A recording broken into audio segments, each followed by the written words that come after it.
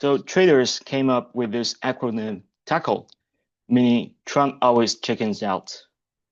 Hilarious enough that he's bound to a Mexican word. What I'm here to propose is that it might very well be his strategy to chicken out in the first place. So the first question is, what would he gain from such a process if he expected himself to chicken out at the end of the day? Well, perception of core audiences, influences over voters, especially single issue voters. And the core of this strategy or art of the deal lies in this asymmetry. You make a very big move, rolling out a policy, and you make a small move, chickening out. Like you pause, extend the pause, and then quietly make the future extensions more and more obscure and silent. Like, do you remember TikTok is still under the threat of sale or shutdown? How many extensions are there already? And when will be the next? And the second question is, are there hints or evidences that he actually uses this strategy? Well, I'd suggest that we look at his attention allocation to the issues that he raises. If most of his attention is dedicated to the images of winning and starting initiatives, while the detailed implementation cannot pass common knowledge checks, you will know that it's treated as PR stunts from the very beginning.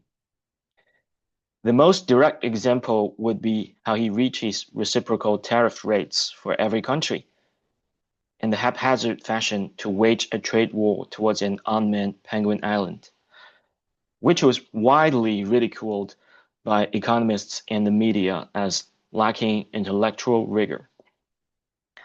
This recklessness and disregard for actual implementation only makes sense if you have no intention of following through and delivering the real results in the first place.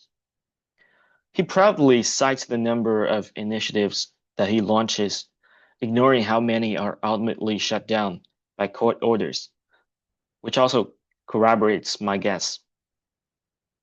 The third question is, what's the harm of this? Although many policies will be reverted back to where they were, there are many areas that the losses of trust is irreparable, like the stature of dollar and the U.S. bond, and the trust of allies in the U.S. military might and its alliance over their own means, which more often than not includes the necessity of developing their own nuclear weapon. The world will be much more dangerous if we choose to go down this path. In addition, this approach to politics is a shortcut that ultimately undermines the integrity of the political process. It risks initiating a race to the bottom, eroding public trust in political promises made by all parties.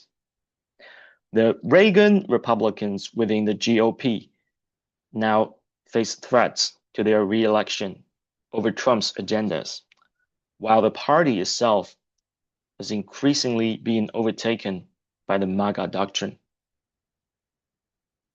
So we came to question number 4.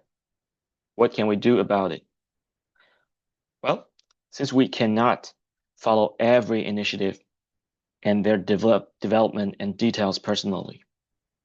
So if I see someone starts a whole lot while also chickening out a lot, I would discount his credibility in proportion and hold my judgment until what he delivered survives contacting with other parties.